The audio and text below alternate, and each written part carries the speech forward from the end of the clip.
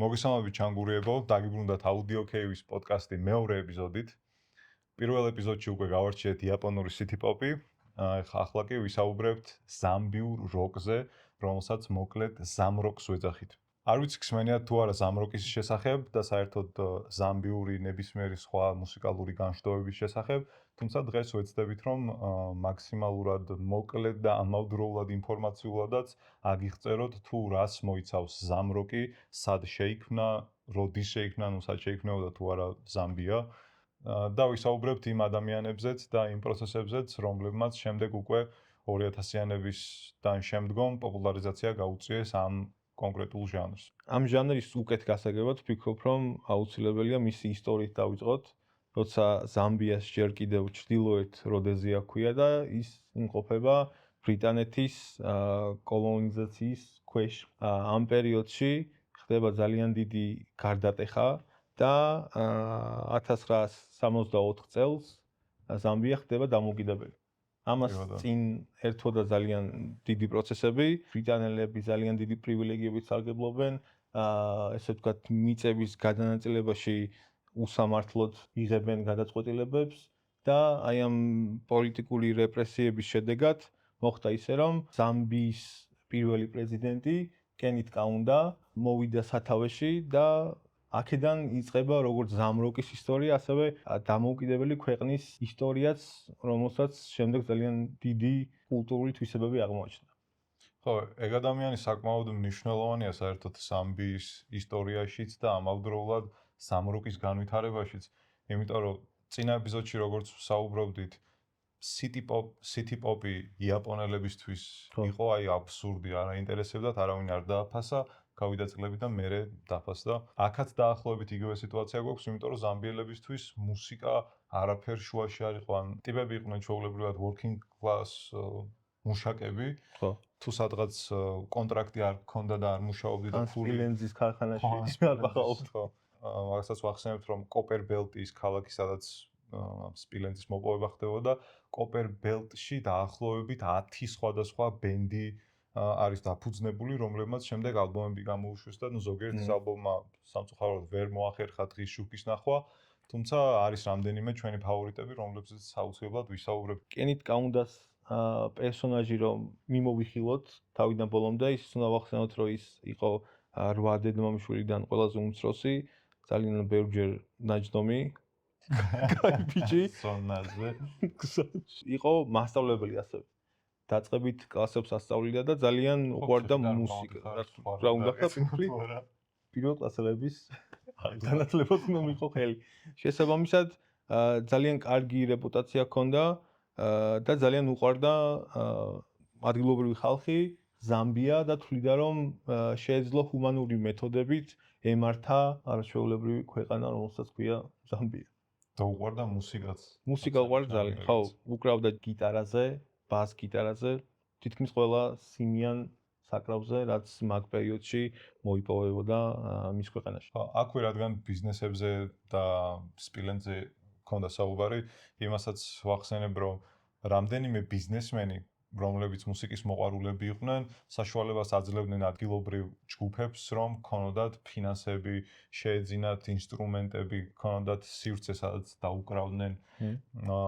ჯაგარი ჩანდა ვინჩის ერთ-ერთი ალბათ საუკეთესო ზამროკის ჯგუფის მთავარი სოლისტი და შემქმნელი, ემანუელ ჯაგარი ჩანდაც მაგას საუბრობდა. ჯაგარი ჩანდა და მისი ძმა არ უჩანდა. ზამბიელები, როდესაც უსმენდნენ ემანუელს, ეუბნებოდნენ, რომ მიკ ჯეგერი ხარ. მისი ხასიათი ხო, რაღაცნაირად გავდა და ისიც თქვათ, რომ მიუხედავად იმისა, რომ ზამბია სხვა ქვეყნებთან, ევროპულ ქვეყნებთან შეიძლება განვითარებული არ იყო დიდად, ის ტოპი რაც იყო ევროპაში და ამერიკაში, იგივე ტოპ 10 ტრეკი იყო აქაც, ეგ მუსიკალური სმენადობის ჩამორჩენა არ ქონდათ. კი. ჯაგარი ჩანდა ყვება ისტორიებს, თუ როგორ დააფინანსა ლოკალურმა ბიზნესმენმა, როგორ აძლევდა ამავდროულად სასიცოცხლო დაზღვევასაც. თუ რაღაც ჭირდათ თავიანთი ექიმი ყავდათ, ვისაც მიდიოდნენ. ვრისი ბედნიერებაც ბევრს არ ჰქონდა და ამაზეც ცოტა ხანში ვისაუბრებთ. Till Records-ი და Malachite Studio იყო go-to ადგილები ნებისმიერი არტისტისთვის, რომელსაც მუსიკის ჩაწერა უნდა. ზამროკის საბადოს, ვთქვათ. ხო.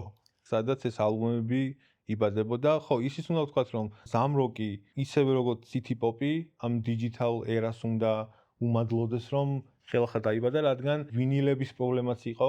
ამაზეც აი როცა უკვე ჩვენ ფავორიტ ალბომებზე გადავალთ, მანდაც შევხედებით. ის ტირაჟი, რაც ჰქონდა ალბომებს, იმდენად მინიმალური იყო, რომ საიძებდნენ რაღაც 2000-იანების დასაწყისში ამ ალბომებს, აი 1-2 თუ იქნებოდა ნორმალური ხარისხის, რომ შემდეგ მისი გადიჯიტალება მომხდარიყო. ეგ ერთი ვარიაცია, რომ ვინილებს პოულობდნენ, მეორე ვარიანტი იყო master tape-ები, რაც ჰქონდათ თვითონ არტისტებს თუ ჰქონდათ შემონახული. არის რამდენიმე ადამიანი, ვიოლეტ კაფულა და მიკაელ კაფულა, რომლებს ერთმანეთთანაც არანაირი ნათესაური კავშირი არ გააჩნიათ და მაგალითად Fireballs-ის კიდევ ერთი წარმომადგენელი, რომელმაც წლების მანძილზე ეს master tape-ები შეინახა.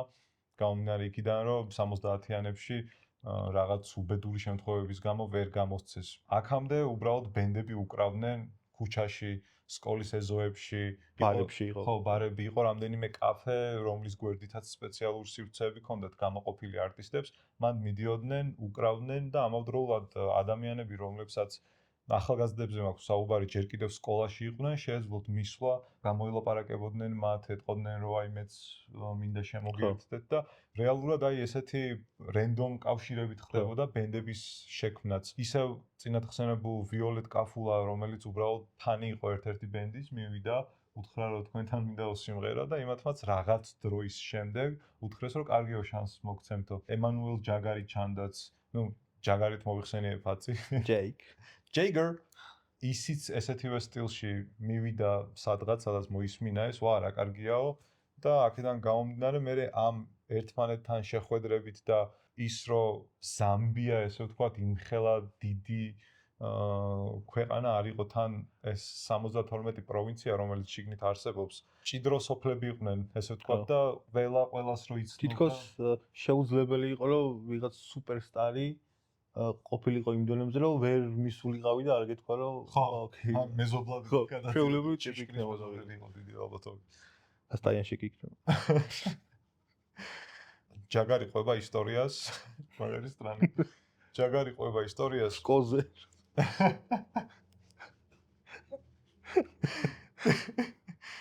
როდესაც პირველად მოუნდა ცხოვრებაში ვინილის გამოშვება ვერსად ვერ შოულობდა ასე ვთქვათ დასაპრეს აპარატს ან სპეციალურ დაწესებულებას სადაც გამოუშვებდა ფირფიტას და მე მგონი ნაირობიში იყო გადასული თუ რომელ სოფელში ზუსტად არ მახსოვს მე მგონი ნაირობი იყო გადავიდა სადაც შეხვდა დოქტორ ფუცვიჩი ხო და აქ ვიკარგები რეალურად იმიტომ რომ თვითონ ჯაგარი ჩანდას რომ მოусმინო ამბობს რომ პირველები ვიყავითო ვინც ვინილზე გამოუშვითო ალბომი მაგრამ დოქტორ ფუცვიჩს როდესაც შეხვდა ფუცვიჩს ხელში ეჭირა 7 ინჩიანი ვინილი რომელსაც მინი ხო რო ეს რანაირად დაბეჭდეო რა და ნუ მე მიასწავლა დოქტორ ფუცვიჩმა რომ დოქტორი ფუცვიჩის არტისტია და არა ვიღაც ექიმი მიასწავლა რომ აი ამადა დოქტორ დრეს ბაბუა მიასწავლა მოკლედ ადგილი სადაც შეეძლო მისვლა და აქედან წამოვიდა რეალურად ვიჩის მთელი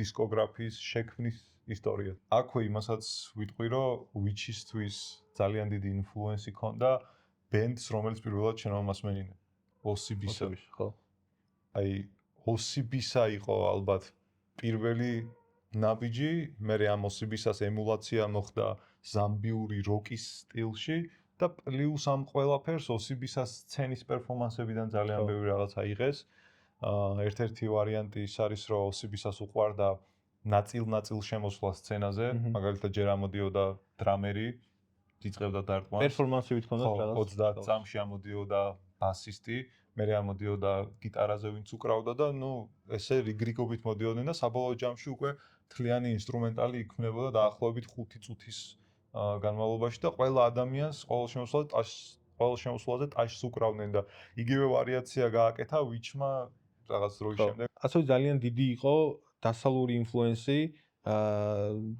ძალიან ბევრ ტრეკში და ჩანაწერში შეხვდებით Jimi Hendrix-ის ნაირ გიტარის რიფებს, Deep Purple-ის რაღაც Black Sabbath, ანუ ეს მძიმე distortion მუსიკა ძალიან დიდი დოზით იყო მოკლედ ჩანაწერებში. Jimi Hendrix-ზე იმის თქვა მინდოდა რომ ესეთი მოთხოვნილება არსებობდა ზემროკის ინდუსტრიაში, რომ თუ Jimi Hendrix-ის Hey Joe-ს ვერ უკრავდი, ესე იგი გიტარას ვერ უკრავდი რა და ვერც ბენდში ვერ იქნებოდი. მინიმალური მოთხოვნილებები იყო, რომ Hey Joe-ს დაგეკრა გინდა თუ არა Jimi Hendrix-ის. Which-ის დასაწყისი არის ერთ-ერთი ყველაზე რთული ალბათ ბენდებს შორის, გამომდინარე იქიდან რომ ჯაგარი ჩანდა იყო ვალდებული სახლში რაღაც შემოეტანა, საჭმელი პური და ასე შემდეგ. მისი ძმა მუშაობდა ჭიათურაში რო იმას რა ქვია, მაღაროებში და მის ძმას არ უნდოდა რომ ჯაგარი ყოფილიყო თუნდაც არტისტი რა და როდესაც გადიოდა ბენდებთან სამეცადინეოდ ყოველთვის ეუბნებოდა რომ ბურთის სათამაშოდ გავდივარ ან რაღაც ტყუილებს რომ როგორმე მის ძმას არ გაეგო რომ აი არტისტობა უნდოდა ხო და რომ წარმოიდგინე ამდენი წელი სანამ მას მიაღწევდნენ დამოუკიდებლობას ტიპები იყვნენ მომართული იმისკენ რომ გინდა თუ არა უნდა იმუშაო მე ძოლი უნდა მოიყვანო და всё короче როგორც ხდება ხოლმე რა სტანდარტულად ცხოვრობდნენ ხო და მით უმეტეს არანაირი პატივისცემა არ ქონდათ მუსიკოსებისადმი. შეიძლება მუსიკა მოსწონდათ, მაგრამ ხო მუსიკოსებს არ აფასებდნენ. აბუშად უყურებდნენ, ხო, რომ короче მუსიკოსიო რა, მის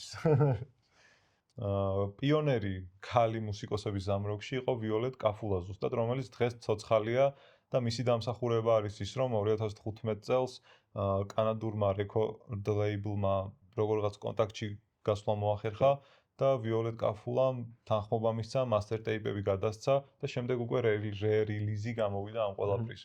ისევ რომ დაუბრუნდეთ Which-ს, რადგან ესეთი რთული იყო მუსიკოსობა და ჯაგარის უწევდა გაპარვა, მერე უკვე როდესაც შექმნეს ეს თავისი თავიანთი ბენდი მან და მისმა მეგობრებმა, რომლებზეც იძახის რომ ძალიან მკაცრი წესები გქონდა.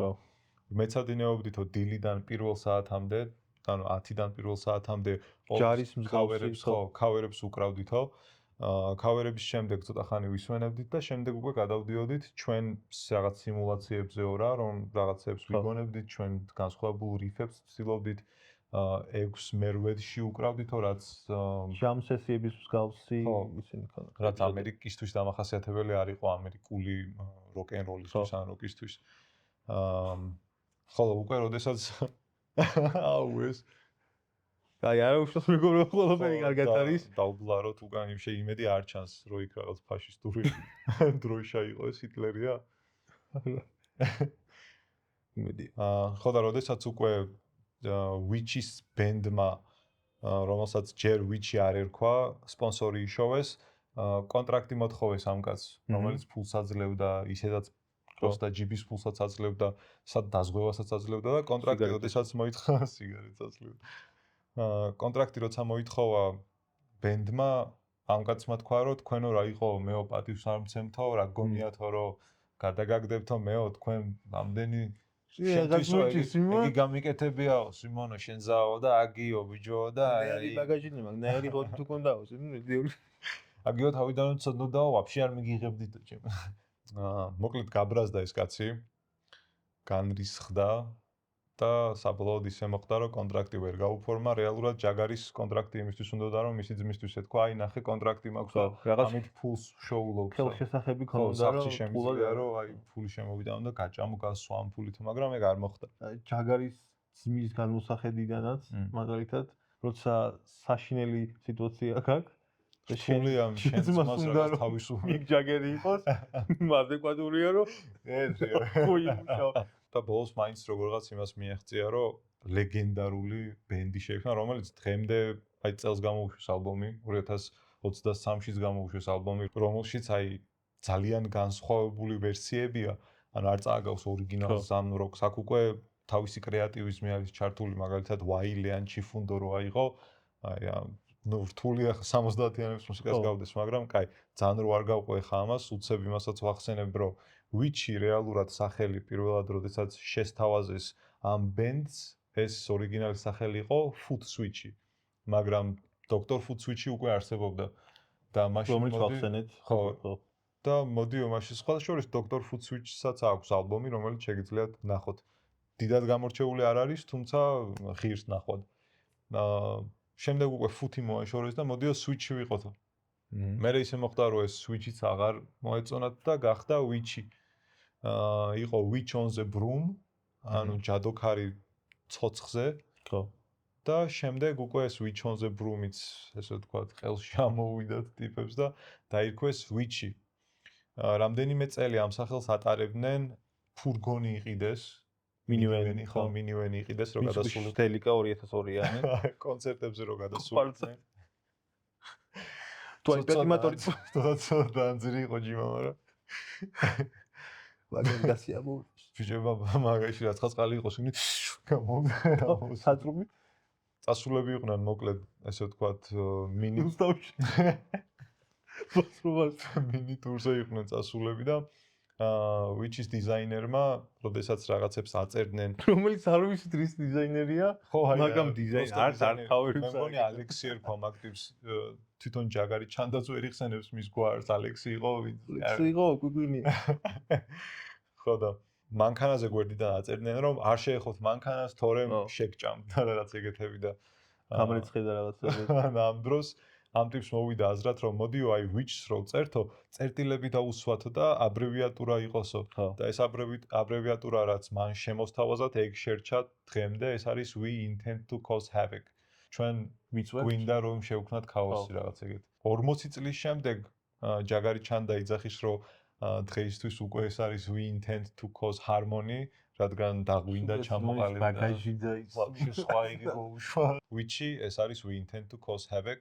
და Witch-თან ერთად აუცილებლად სახსენებელი არის საოცარი ბენდები, როგორიც არის ამანაზი, როგორიც არის რიკი ლილონგას მუსიო ტუნია, რომელსაც შევახებით აუცილებლად სახსენებელი არის Keith Mlevu, სახსენებელი არის ამავდროულად Five Revolutions-იც, კიდევ ვინ იყო ისეთი Ngozi family და Ngozi, რანაირად არ გამოგრჩებოდა მომენტ. და მოდი ამ ადამიანებს პატივისცემ. ამ პატარა ჩიკით და დიდული. ერთწუთიანი. თუ მილით, იმიტომ რომ ყველაში იცით გარდაიცვალა. ამ ეპოქის დასასრულზე ვისაუბროთ. და შემდეგ უკვე ჩვენ ფავორიტ ალბომებს და არტისტებს ჩავშვლით, როგორც წინა ეპიზოდში იყო, 3 ედის და გადავიდეთ თემაზე, რომელსაც ქვია ზამროკის ბიჭო, ან არ შეგვიძლია ეს გადავთოთ მესამე რეიხზე რო არ იყოს რაღაცები უკან არ შეიძლება? ემანუელის სიტყვებით ვეუბნებოდიო ყველას, რომ აი ამ როკსტარული ლაიფსტაილით ნუ ცხოვრობთო, რაც დიდი ალბათობით იმას მოიხსენიებდა, რომ თავდაცვის გარეშე ჰქონდათ, კონტაქტი და რამაც აი ამ შიცის ეპიდემიამ ესე ვთქვათ, გაანადგურა არტისტების 80% შეიძლება უფრო მეტიც. რაც ძალიან სამწუხაროა გამომდინარე იქიდან, რომ ზამროკი იყო იმ სტადიაზე, რასაც ქვია დასაწყისი ემულაცია, არ ქონიათ ბევრ არტისტს იმის საშუალება, რომ უკვე ინოვაციამდე გადასულიყვნენ თავიანთი კრეატივიზმით რაღაც ზოგადად უფრო განსხვავებული შეიქმნათ, რასაც მაგალითად Witch-ი აკეთებს ბოლო რამდენიმე წელი. ეს ორი ფაქტორი იყო, რამაც გამოიწვია როგორც ქვეყნის ნგრევა ეკონომიკური, ასევე ამ ჟანრის უკუსვლა და თითქმის გაუჩინარება. კიდევ ერთი მიზეზი, რატომაც გაქრა ზამროკი, ის არის რომ შემოვიდა ახალი ცვენა, ახალი ტალღა DJ-ების, დისკო და რაც სტანდარტულად საერთოდ მოსპო, იმიტომ რომ ადამიანებს უნდათ მთელი ღამე ცეკვა, ფიზიკურად შეუძლებელია რომ 10 საათი უკრა 10 სხვადასხვა საკუთარი რეპერტუარი 4 საათი ვერ გიქნება იმდენი და სხვის ტრეკებსაც თუ დაუკრავ, კაროჩი, გიტარის ალბათ მაშინ არ მგონია ქონოდათ მედიატორები შხილტურო DJ-ებმა და დისკომ თითქმის ბოლო მოუღო უკვე ჩაანაცვლა ხო ლაივ მუსიკა და ზამროკი მოდიოდნენ და პროსტა რაღაც თავიანთ მუსიკებს. ეს Samsung-ის SSD-ა ჩავარჯობდი ხოლმე და 80-იანებში 1 ტერაბაიტის მუსიკა NVMe. კილოგრამურად შეზიერთებო, აკა დისკი იდება ძირითადად ამ ჟანრის ირგვლივ ესე ვთქვათ მონახაზი უკვე გავაკეთე და შეგვიძლია ალბათ რომ ჩვენ ფავორიტ ალბომებზე გადავიდეთ და ვისაუბროთ მათ უნიკალურობაზე. ამ ლისტში არ არის ვიჩი და რამდენიმე შევთანხმდით რომ ვიჩი არ ყოფილიყო ამ ლისტში. ამიტომ ვისაუბროთ ბევრი, ესე ვთქვათ, ძალიან კარგი ალბომები აქვს, აუცილებლად მოусმინეთ და ვფიქრობ რომ როგორც ვთქვით, ზამროკი ასოცირდება ვიჩთან პირველი და თვლი არ რომ გვერდი აუაროთ ამ უნიკალურ ჯგუფს. აუცილებლად მოусმინეთ, მაგრამ ჩვენს ტოპ 6 ალბომში არ მოხვდა, მაგრამ ეს არ ნიშნავს იმას, რომ არ მოვახვედრეთ. ხო, ვიღაცებს გამბაჭებიგონა ჯიმ მარონ. პირველი ალბომი, რაზეც მინდა ვისაუბრო, არის რიკი ილილონგას და მუზიო ტუნიას ალბომი Wings of Africa, რომელიც გამოვიდა 1975 წელს და ითვლება ამ ჟანრის ერთ-ერთ აიკონიკ ალბომად. თვითონ ბენდის სახელი პირდაპირ კავშირშია ჩანჩქერ ვიქტორიასთან. ესე ვთქვათ, ითარგმნება როგორც თავზარდამცემი კვამლი. ამ ბენდის სახელიც და ზოგადად ის ხასიათიც ძალიან გავს ერთმანეთს, იმიტომ რომ ორივე ძალიან დრაივიანია, ხმაურიანია და პირველი ასოციაცია ეთყობა, როცა ამ სახელზე ფიქრობდნენ და გააიგივეს მუსიკასთან, სწორედ ეს ადგილი იყო ჩანჩქერი, რომელიც ზიმბაბვესა და ზამბიას ყოფს ორად. ხელახალი რელიზი გამოვიდა 2010 წელს Dark Sunrise, რომელიც აერთიანებდა ამ ალბომს, რიკი ილილონგას პირად ჩანაწერებს, მუზიო ტონიას სინგლებს ერთად. ჯამში თორსები 31 ჩანაწერი გამოვიდა და ითვლება ზამროკის და ამ პერიოდის ენციკლოპედია, იმიტომ რომ აი 73-დან 76-მდე რა ჩანაწერებიც გაკეთდა ამ ბენდისა და ამ არტისტის მიერ, ყველაფერი რაღაც ერთად არის თავმოყრილი. საინტერესო ფაქტი. არ ვიცი თუ შეხვედრია, რიკი ილილონგა და ქის მლევუ იყვნენ პიონერები სოლო ალბომების. ქისმაც პირველი თავისი ალბომი სოლო ალბომი გამოუშვა, ბავშვი და მე შემდეგი ალბომებიც სოლო იყო და ამავდროულად ეს ორი ადამიანი იყვნენ ის ტიპები, რომლებიც თვითონ უკრავდნენ ყველა ინსტრუმენტზე ჩანაწერს. რიკი ილილონგაც დაახლოებით იმ დონის არტისტია, როგორც ჯაგარი ჩანდა ვიჩიდან. და ეხლა ეს ორი ადამიანი ძმაკაცობენ და რამდენიმე ვიდეო არსებობს, სადაც ხავში მოუნათლავენ. რამდენიმე ვიდეო არსებობს, სადაც ერთად იკრიბებიან, უკრავენ რაღაცებს, განიხილავენ, ახალ რიფებს ამოღამებენ და ასე შემდეგ რა.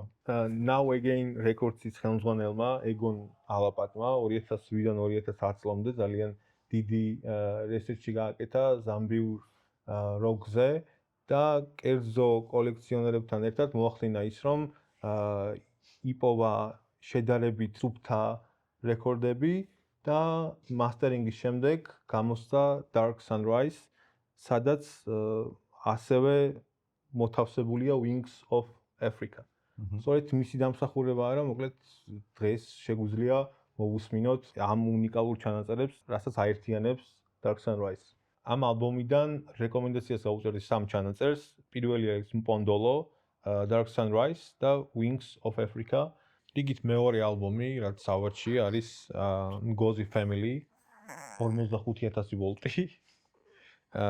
ლეგენდარული ზამბიური ჯგუფი, რომლის ლიდერი არის Paul Ngozi, რომელიც ზემოთ ხსენებულმა დაავადებამ შიცმა იმსხვერპლა და დაახლოებით 40 წლის ასაკში გარდაიცვალა სამწუხაროდ. ძალიან დიდი დოზით არის ამ ალბომში ტრადიციული აფრიკული ინსტრუმენტები, აფრიკული რიტმიკა, რომელიც ძალიან სინთეზურად ერწყმის აი დრაივს, რაც ახასიათებს ზოგადად ზამროკს. მე ვიტყოდი, რომ რასაც მოусმინე იმათგან ყველაზე აფრიკული ალბომი ეს იყო.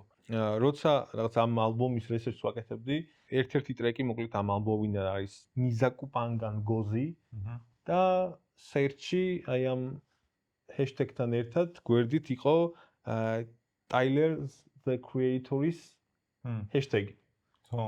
ვერ მივხვდი რატომ, რა თქმა უნდა და დასემპლილი აქვს თურმე რაღაც 1 წლის უკან გამოვიდა მისი ჩანაწერი Noid, ესე ქვია და წინ იმაში ქრომაკო კი რაღაც კოპიაში ფერქებიანი სამწუხაროდ კარგად ვერ ვუკვევი და ამ ალბომიდან იყო თურმე აი ამ Ngozi Family-ის ტრეკი აღებული, რომელიც შემდეგ გასაკვირად იდეალურად ერგება მოკლედ იმ ხასიათს, რაც ხდებოდა ვიდეო კლიპში და ის ნოიდ ესე ერქვა ამ ჩანაწერს და ძალიან კარგი სინთეზი გამოვიდა მოკლედ ესეც.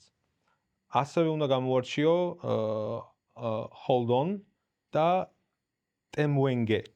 საინტერესო ფაქტი კიდევ პოლ ნგოზიზე თურმე არ ქონდა დამთავრებული სკოლა. ხო, უსწავლელი. არც მუსიკალური მუსიკალური განათლებაც არ ქონდა და ყველამ ურჩია რომ მოდიო ინგლისურად არ გინდაო გაკეთება, იმიტომ რომ ჩიქჩანი ხარო. ხო. და წერდა თავის ენაზე, თავის დიალექტზე. ამავდროულად როგორც თქვით პოლ ნგოზი იყო ერთ-ერთი იმ ორიდან, რომელიც ყველა ინსტრუმენტზე უკრავდა, როცა სოლო ალბომში აკეთებდა მუსიკას და პოლ ნგოზი და რიკი ილილონგა ეჯიბრებოდნენ ერთმანეთს, ვინ უფრო უკეთ დაუკრავდა გიტარას. თუ იცი რატომ არ აქვს დამთავრებული სკოლა პოლს? რატომ? კენიტკა უნდა გარიცხა ის, როცა დაწყებითებში სწავლობდა. ჩემი ფავორიტი მესამე ალბომი არის The Broadway Quintet-ის ამალუმე. ამალუმე ჩიფუნდო და კვანაჩინგა. რომელიც არის ესე ვთქვათ პროპაგანდისტული ალბომი და მოუწოდებს ხალხს იმისკენ რომ არ დალიონ ალკოჰოლი და ისწორონ კარგი ცხოვრებით. ასე უნდა უცნობრად ჟღერდეს, ეს არის ესე ვთქვათ PSA ალბომი იმენა Public Service Announcement. ეს არის თავრობის მიერ ეს ორგანიზებული ხო, თავრობის მიერ ორგანიზებულ ღონისძიებებზე primary ბენდი იყო, სადაც ხდებოდა ესეთი რაღაც კარგი ჩვევების პროპაგანდირება და მოუწოდებდნენ ადგილობრივ მაცხოვრებლებს, რომ რაღაც არ დაეღვიათ წესი, არ დაიგეთ ალკოჰოლი, არ მოეხმარათ ნარკოტიკები და ასე შემდეგ. ეს ალბომი არ არის სტანდარტული სამროკ ჟანრის მიმდევარი. ხო, უფრო რაღაც afro jazz-ია, უფრო მეტი jazz ელემენტებია ვიდრე სამროკ ელემენტები, მაგრამ საერთო ჯამში, რა თქმა უნდა, ძალიან დიდი არის ინფლუენსი ფსიქოდელიური როკის, რაც იმ პერიოდში ძალიან დიდი დოზით იყო. გუნდი აკომპლექტებულია ვირტუოზი არტისტებით, რამდენადაც შეიძლება ამას დაერქვეს, იმიტომ რომ დიდი არჩევანი არ იყო, მაგრამ ყველა თავმოყრილი ინსტრუმენტალისტი არის რაღაც საგულდაგულოდ არჩეული. ამ ალბომიდან გამოვარჩევდი 3 ჩანაწერს. პირველი არის იგივე სახელწოდების როგორც ალბომი, ამალუმე. ამალუმე. ყველა საცილო ის არა ეს ვაფშე არა ეგდრე. ხო, არის სხვა. რაც როგორც დავსერჩეთ, ნიშნავს ბიძიას, ბიძას, uncle. არ ვიცი, რამდენად მართალია მაგრამ. ხო, მაგრამ რაც მიმართვითი ფორმა, რაღაც ბრძანებითი, ანუ რა კი არა და უფრო აი ბატონოთი, ხო, რაღაც მსგავსი ანალოგია იქაურ კულტურაში.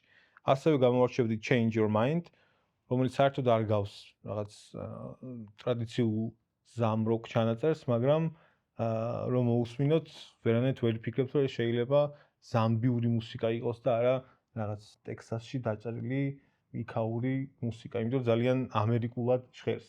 Broadway არ დაგამნიოთ ამ სახელმა, ეს არის ზამბიაში ერთ-ერთი თეატრი, სადაც ეს ჯგუფის არტისტები ხშირად გამოდიოდნენ ამ სცენაზე და რაღაცა დაერქვა ამ არტისტების კოლაბორაციას The Broadway Quintet-ი და გირჩევთ რომ აუცილებლად მოусმინოთ ამ ჩანაწერს.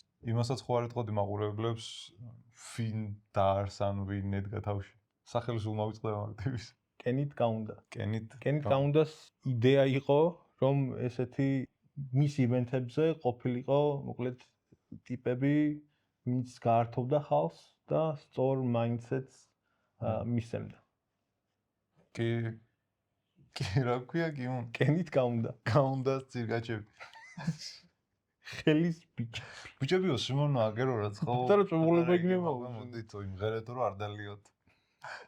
ალბომის ყდაზე უნდა ვისაუბროთ, რაღაც ცოტა კომიქსური, აბსტრაქტული ალბომის ყდა აქვს, ცოტა დარკიც არის, იმიტომ რომ რაღაც კომიქსის პერსონაჟი თითქოს სვამს აი ამ წითელ სითხეს და შემდეგ რაღაც იხრწნებას რაღაც ან ფსიქოდელიური ვიზუალი აქვს, მიუხედავად იმისა, რომ შიგნით ამ ალბომის ჩანაწერები სულაც არ არის ესეთი ძიმე და ჰორორი. ჰორორი ხო.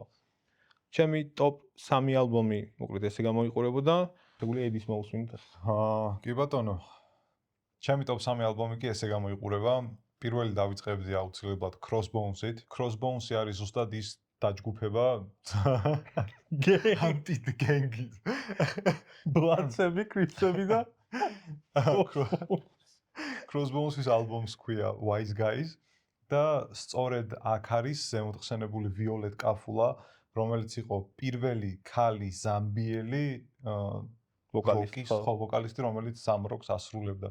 რომელსაც საკმაოდ რთული გზა აქვს გამოვლილი ისევე როგორც ჯაგარი ჩანდას თავისი ძმა უგრძალავდა მუსიკის კეთებას და საერთოდ წასვლას ბენდთან დასაკვრელად.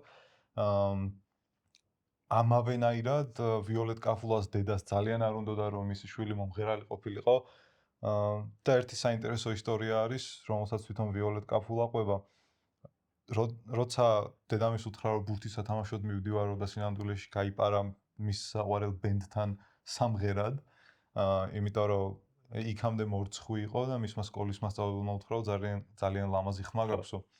აქედან ცოტა რაღაც თავდაჯერება მიეცა, მე რამდენიმეჯერ თავის მეგობრებთან ვიყერა და ნუ ეხლა უკვე სიტუაცია, სადაც იმ ზემოთხსენებული კაფეს გვერდით Violet Kafula მღერის კაფის გვერდით Violet Kafula მღერის და სრულიად შემთხვევით იმ ტერიტორიაზე დედამისმა ჩამოიარა და მისი შვილის ხმა რა თქმა უნდა იცნო. გული აერია. ხო გემრიოდიო.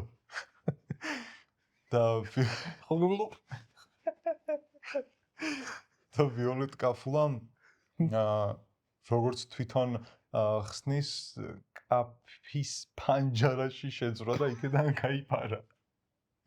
და დედამისი ყვიროდა რომ ჩემი შვილიო არ იმღერებსო ის ანუ ცხოვრებას ინგრევსო მოკლედ რა ის ვერ გათხოვდებაო ისედაც ვერ მიაღწევს ამ მუსიკით ვერაფერს და მოკლედ ესეთ ძალიან ცუდ სიტუაციას წნეხის ქვეშ უწევდათ არტისტებს ყოფნა მისი თუნდაც ოჯახის წევრებიდან დაწყებული საერთოდ მთელი ზამბიით დამთავრებული იმიტომ რომ არავინ არ აფასებდა ამ მუსიკას და Crossbones-ებს რაც შეეხება ეს ალბომი იყო ერთ-ერთი პირველი ალბომი რომელიც მოვისმინე და აი ძალიან მომეწონა, იმიტომ რომ Crossbones-ებს აქვთ რაღაცნაირი სითავისუფლის, ხალისი და ბედნიერების გადმოცემის უნარი. ხო. ამ ალბომში არის ორი ტრეკი, რომელიც Violet Kafula-ს დაწერილია და თვითონ მღერის. პირველი არის Say That You Love Me და მეორე არის Mueva Lume Bandi, სადაც ესე ვთქვათ პირველად იმღერა Violet Kafula-მ თავიდან ცოტა ეშინოდა როგორ ფიდბექს მიიღებდა ეს ხალხისგან, მაგრამ მისმა გიტარისტმა მოკლედ აუხსნა რომ აი ეს თუ ესე იმღერებს დრამინას ზოლებთ. ყველას ურიგებდნენ რომ ვინც იყო. დაარწმუნა Violet Kafula რომ თუ ამ სიმღერას ისე შეასრულებდა როგორც მართლა ჰქონდა მაშინ რა ქვია ჩანაფიქრში აუცილებლად ჰიტი გახდებოდა და ეგრეც მოხდა და სხვათა შორის რაც არ უნდა დაუჯერებელი იყოს დღემდე რადიოში გადის Violet Kafula-ს Mueva Lume Bandi. Say That You Love Me ჩემი აზრით უფრო ხალისიანი, უფრო ბედნიერი არის იმიტომ რომ Mueva Lume Bandi-ს შედარებით უფრო spoken word არის მომენტები სადაც უბრალოდ საუბრობს რაღაცებს, მომენტებში მღერის და ამავდროულად ისმის ხმები სხვა ჯგუფის მემბერების წევრების. როგორ მიჭირს ხოლმე აი ეს ინგლისური სიტყვების ერთადერთი ადამიანი რომელიც ცოცხალია აქედან არის Violet Kafula და 2015 წლამდე master record-ები Violet Kafula-ს ხელში იყო. ხოლო ზემოთხსენებულმა Jason Konoim, რომელიც კანადელია, როგორღაც მონახა Violet Kafula, იგივე ტიპის record label-ი ქონდა, როგორც ქონდა Now Again Records, რომელმაც ასევე 2008 წლიდან მოყოლებული დაიწყო ძიება ზამბიური ალბომების და Violet Kafula-ს უთხრა, რომ ძალიან კარგი იქნება და თავიდან გამოვცემდითო, თავიდან ცოტა ვიყოფმანეო, მაგრამ ნუ ბოლოს დავეთანხმეო და ჩემი აზრით იდეალური გადაწყვეტილება იყო, რომ ეს ალბომი re-release-ად გამოსულიყო ცოტათი უკეთეს ხარისხში, სხვა თუ არაფერი.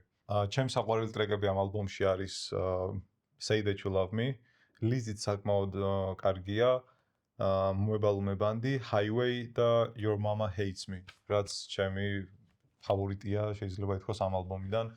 იმდენად ბედნიერად და გულწრფელად ბღერის, რომ დედა შენს ვეზიზღებიო. დიდი ალბათობით მისი შეყვარებულის დედაზეა საუბარი ან რაღაც ეგეთი. მოკლედ ესეც Crossbone-ების ესე ვთქვათ პატარა ისტორია და იმასაც ვახსენებ, რომ Violet Kafula არის ცნობილი როგორც Godmother of Zemrock. ანუ ნათლი დედა. მეორე ალბომს რაც შეეხება, მეორე ალბომი არის Fireballs Dots. Fireballs-ი სხვებისგან განსხვავებით არის ბენდი, რომელმაც რეალურად მუსიკა ჩაწერა 1777 წელს. თუმცა აი გარკვეული მიზეზების გამო record label-თან რაღაც 1977 წელს და რაღაც პრობლემების გამო მოკლედ ეს ალბომი არ გამოვიდა საერთოდ. სადღაც თაროზე შემოდეს ეს ალბომი და Mike Kafula, რომელიც კიდევ ერთხელ ახსენებ, რომ არანაირ კავშირში არ არის Violet Kafula-სთან. Mike Kafula-ს ჰქონდა master record-ები და დაახლოებით 40 წელი იყო გასული მას შემდეგ, რაც ეს ალბომი ჩაიწერა. არავის არ მოусმენია ეს Mike-ისა და მისი ალბათ საახლობლოს გარდა.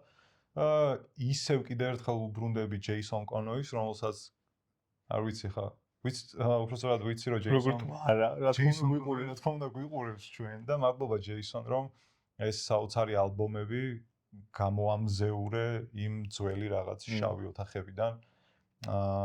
ხო, რაც შეეხება Fireballs-ის ალბომს, artwork-იც ახალი გაკეთებულია, იმიტომ რომ დამაინტერესა რომ ვნახე ეგრევე კითხვა გამიჩნდა რომ 70-იანების ზამბიაში როგორ მოაფიქრდათ ამის გაკეთება, რა ძალიან ლამაზი ვიზუალი აქვს მოკლედ. ჩემთვის ყოველ შემთხვევაში და Fireballs-ი არის ჩემთვის ყველაზე ახლოს ქართულ ფოლკლორულ მუსიკასთან და ამავდროულად ცოტათი მეგრულსაც წააგავს, ცოტათი რაღაც მომენტებში ქართულსაც წააგავს. აი მაგალითად ჩომბას რომ მოусმინოთ ან ჩინშელეს, არის მომენტები კიდე სხვა ტრეკებზე, სადაც წაძახებები არის რა, იმ უცებ რო ქართულ არ ვიცი რა გავიხსენო, მაგრამ რაღაც ეგეთი რო იყოს, რომ ჩვენ მოდივართ ოპელში, სოპელში. სუპერ შემოვდივარ. დავწერე აგერ უცებ. ხო, რაღაც ის ეთნიკური თემატიკა როგორც ჩვენთან არის რაღაც უფრო მრავალხმიანი და ხალისიანია ზოგი. იმას რა ქვია, გურულების ჭაშნაგირი არა და კრიმანჭული. ჭაშნაგირი. ჩინშელეს რო უსმენ, ყოველთვის რაღაც მხრები მითამაშდება. ჩინშელე, და ესევა. და ჩომბა კიდევ ერთი ჩემი ფავორიტი არის ამ ალბომიდან. ჩომბაში ტიპი მღერის ჩომბა თვალი გუდება. თვალიო გუდება. სიმონო. ბრმავდებიო. გასაოცარი ალბომი არის, ერთ-ერთი ჩემი ფავორიტი ნამდვილად. იმის თქმა დამავიწყდა, რომ Fireballs-იც, ეს ბენდიც ზუსტად იმ კოპერბელტიდან იყვნენ, რომელშიც წარმოიშვა Witch და ბევრი სხვა საინტერესო სამრუკის ბენდი. ჩემი საყვარელი ტრეკები ეხლა მოგახსენებთ, მეგობრებო, ეს არის Fue Bacala Chalo, Chomba, Chinchele, You Can Fool No One და Oielelo. ეს იყო ჩვენი Fireball Dots-ი. მესამე ჩემი საყვარელი ალბომი რეალურად არა მარტო ზამბიურ როკში, არამედ სხვა ნებისმიერ ჟანრში ერთ-ერთი ჩემი ფავორიტია და აი სულ რო პირველი 3 ტრეკი მოვისმინო ამ ალბომიდან, საკმარისი იქნება ჩემთვის. დანარჩენებს სიმართლე გითხრა, მოვაგდებთ. არა მოვაგდებდი, ან ცუდი კი არ არის. უბრალოდ იმდენად კარგია ჩემთვის პირველი 3 ტრეკი, რომლების ისტორიებსაც მოვყვები. და რაღაცნაირი კავშირი დავიჭირე, ანუ რაღაცნაირად დავიჭირო, მოგახსენებთ რატომაც რანაირად, მაგრამ თითქოს მართლა რაღაცნაირი არტისტთან ზედმეტად დავკავშირდი, იმიტომ რომ მისი ისტორია მოვისმინე. ზოგჯერ, როდესაც ტრეკს მოვუსმენ, შეიძლება ეგეთი მნიშვნელოვანი და ეგეთი ემოციური არ იყოს, მაგრამ ვინც რეალურად დაარსა Oscillations-ი, ეგ იყო ვიქტორ კუნდა კასომა. და ვიქტორი არის ადამიანი, რომელიც არის თვითნასწავლი, აქედან დავიწყოთ. ძალიან ხშირად ადარებდნენ ჯიმი ჰენდრიქსს, ზამბიელ ჯიმი ჰენდრიქსს ეძახდნენ. მისი სკილებიდან გამომდინარე, იმიტომ რომ პირით შეეძლო დაკვრა. როგორც თვითონ ყვება, აი, ყოველთვის მაინტერესებდაო რა გემო იქნებოდა.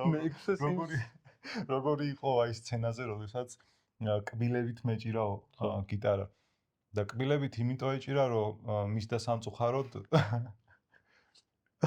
მოდი ვთქვათ, რომ მაგიტომ არ ეჭირა, იმიტომ რომ როგორც მითხარი, ტანს ქვევით ხდებოდა ეს. მაცადე.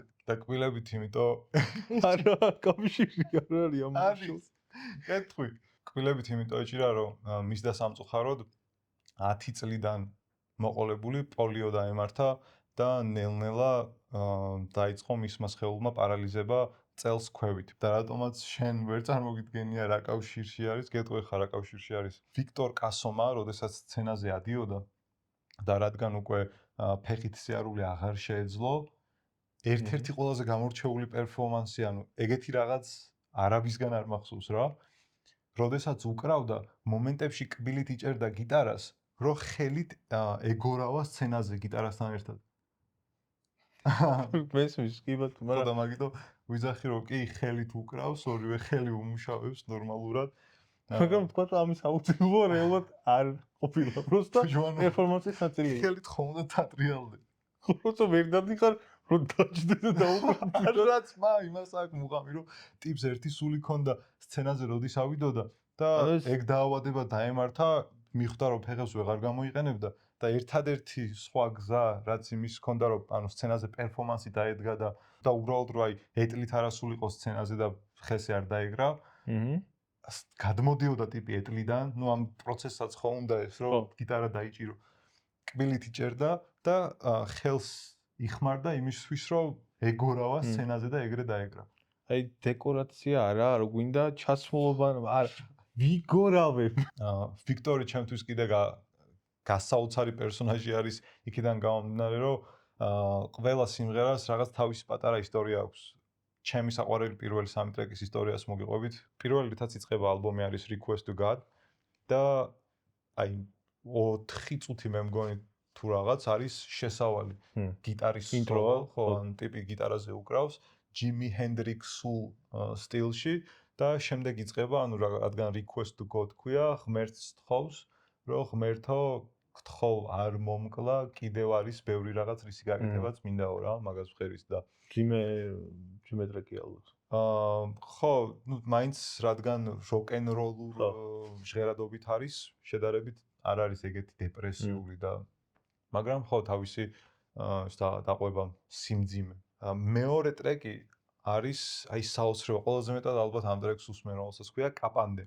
კაპანდე როგორც დავსერჩე არის ბავშვების ზღაპრის სახელი და ამავდროულად ზოგიერთ წყაროში წერია რომ თვითონ კაპანდე ამ ბავშვს ერქვა. თვითონ ვიქტორი ყვება რომ კაპანდე არის ხის ტოტი. და საერთო ჯამში ვერ გავარკვიე რა როგორ არის, მაგრამ იდეა ესეთია რომ აი როგორც ქართული ანდაზა დედის წინმორბენა უკვის მგელი შესჭამსო.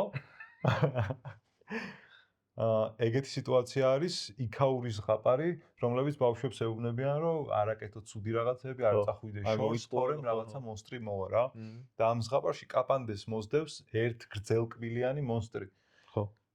რომელსაც ქვია ჩიშიმბა. და ეს ჩიშიმბა, ამაზე რატომღაც ჩიშიმბას არ აქვს ძალა, რომ ხის ტოტზე ავიდეს. ანუ ქვევით დარბის რა და ეს ბავშვი ხეზელი აქვს ლოგიკურია. კბილით ესე ვერ არის, ორი კბილი რო კონდეს, ტაკ ტაკ ტაკ ტაკ. და ეს ბავშვი არბის. მარტივი ფიზიკა ხო. ეს ბავშვი არბის ხეზე და ქვევიდან ესე ვთქვათ უმღერის ამ მონსტრს, ოღონ შიშით და არა ის რომ არ მონსტრო, მე გაგასწარი რაღაცა. და როდესაც ვიქტორ კასომა მღერის რომ უბრალოდ ეს ბავშვი უმღერის ამ მონსტრს, ნაფვა შინგე ულუ ეგ ნიშნავს რომ შენ უკვე გამანადგურე და მე მკვდარი ვარო რა. ხო. ანუ სიკვდილის შიში ქონდა იმ ბავშვსაც. აქედან წამოსული მე დავაკავშირებ კიდე ალბომის არტვორკსაც, მაგრამ კიდევ ტექსტი რისი თარგმნაც მოახერხე.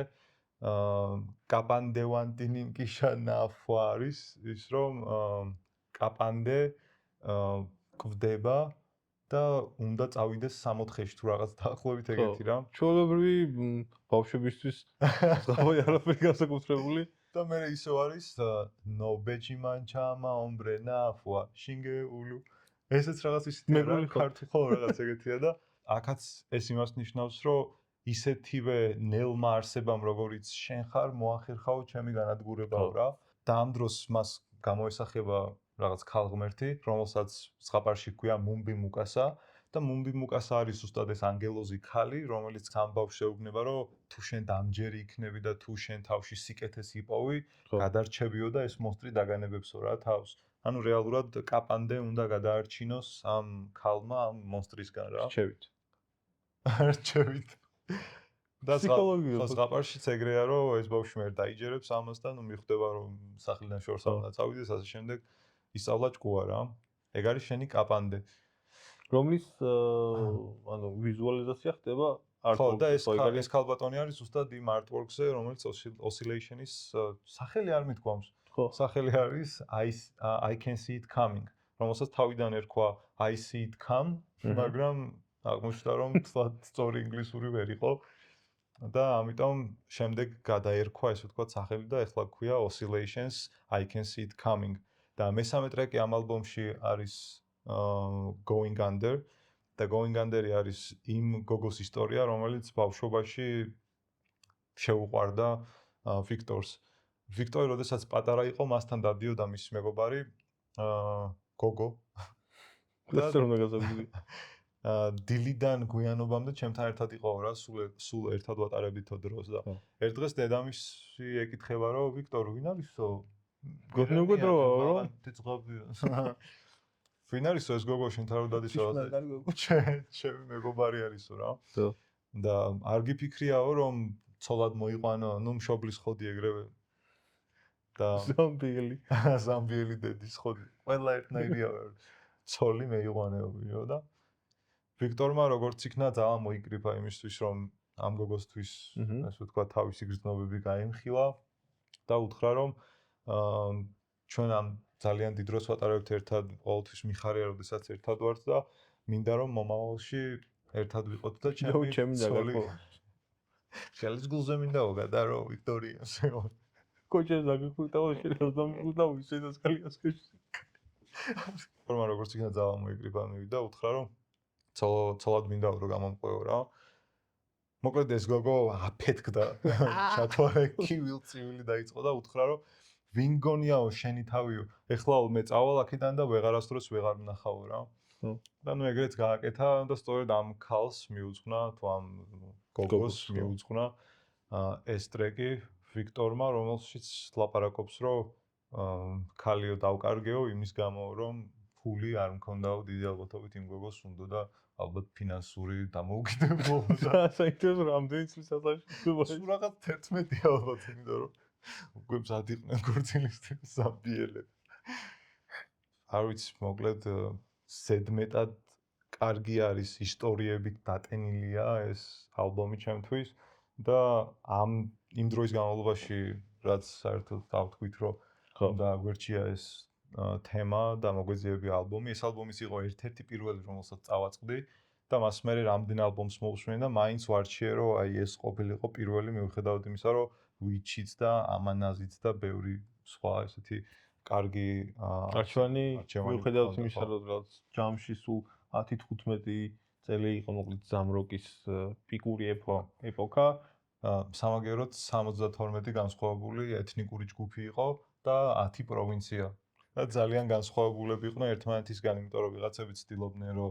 ჯიმი ჰენდრიქსები ყოფილიყვნენ ვიღაცას აბა უნდოდა ვიღაცას ის უნდოდა რა ქვია ბიტლზი და ნუ ვიღაცას კურდობა ესეც ასე მოკლედ ეს იყო ჩემი სამეული ვიქტორია ახლაც ცოცხალია სულ რაღაც ერთი ინტერვიუ არის რაც მოვიძიე სადაც შეგიძლიათ ნახოთ როგორ გამოიყურება ის და როგორ ყვება ისტორიას გეყო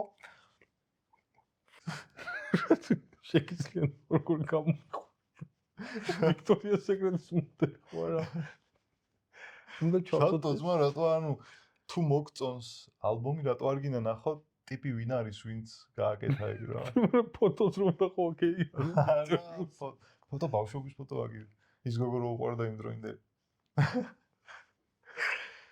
სულ ეს იყო მოკლედ თანამემამულენო. ჩვენო მოსაზღვრე ქვეყნის წარმომადგენლებო.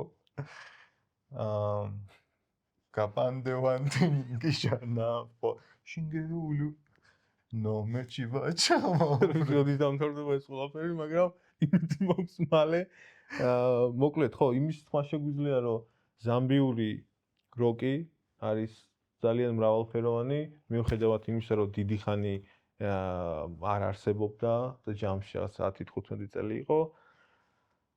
ვფიქრობ, რომ იმსახურებს ყურადღებას და იმას, რომ რამოდენიმე ალბომი მაინც მოისმინოთ. ნამდვილად.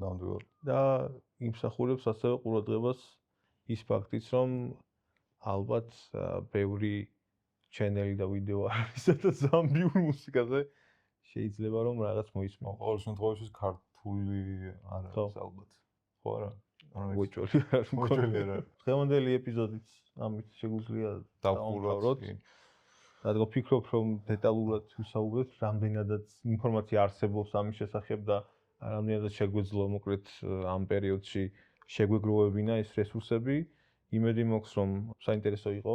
ხალხმა სიმონ აქ ენერგია და იგი ჩავდეთ, იგი დრო ჩავდეთ სიმონ და აქანი აი უბანს მოხმარდება და ოფშიაკში წავა. იგი აი ბრა და შემდეგი ეპიზოდისთვის კი თუ ვინმეს გექნებათ რჩევა რომელ კონკრეტულ ჟანრზე ან რომელი ქვეყნის ან რომელი დროის მუსიკაზე შეგვიძლია რომ გავაკეთოთ შემდეგი ეპიზოდი, შეგიძლიათ კომენტარებში დაგვიწეროთ. წინა გათამაშებაში ვთქვით რომ ჰეშტეგი მე ვარ ჩანგური დაწერეთ თქო და ზურგის საფასო თქო არავის არ დაუწერია. იმიტომ ხო არა რომ 50 წუთი არავინ არის მოსამას, მაგრამ არაუშავს მე მჯერა რომ ამის დრო ოდესმე დადგება და ამ ვიდეოს ვიღაც ბოლომდე მაინც ნახავს. ეს არის ჩვენი პირველი მისია რომ ვიღაც ადამიანი ზურგის საფასო მოიგოს. დაწეროს ჰეშტეგი თუ არ იქნება დაწერილი, მივხვდებით რომ არ გინახავთ ბოლომდე. ამიტომ ველოდებით ამ ჰეშტეგს. ვერ ხვდები რატომ უნდა გამაზოს შემოთავაზება? უბრალოდ ზურგის ფხანაც. ზურგის საფხანი იდეალურ მდგომარეობაში. ანუ მცირე მიუხედავად იმისა, რომ 3 წელია ვიყენებ. სულ ეს არის. ძალიან დიდი მადლობა თუ გვიყურეთ და იმედი მაქვს რომ ვინმე მაინც გვიყურებს. არ ვიყურებენ სიმონ და მომისმინეთ გვაჯაჯიებო. ბიზნესი ეცე. მომისმინეთ გვაჯაჯიებო. ჩვენ აქ მაგისტვის არ ვშრომობ და მაგისტვის არ მიცხოვრია რომ ვიღაცამ აი ვიდეო ბოლომდე არ ნახო. ეს ზარები არ წყდება გასაგებია, მაგრამ ხო, რეკავენ, ჯერთი ამ მისტერ ბისტმა რა ვიცი, ანუ რა არის ვენებს მოვალო, მოხვალ, იო მეუთხარ. კელიც დაგვემშვიდობება და სულ ეს იქნება ჩვენი ეპიზოდი. კელი, მოდი კამერასთან. მოთხარი რამე. Kapandewandi gishana fwa shingelu no mechiba chama ombre na fwa shingelu shaika shushu de alise shingelu waikalilo kuria mafupana fwa shingelu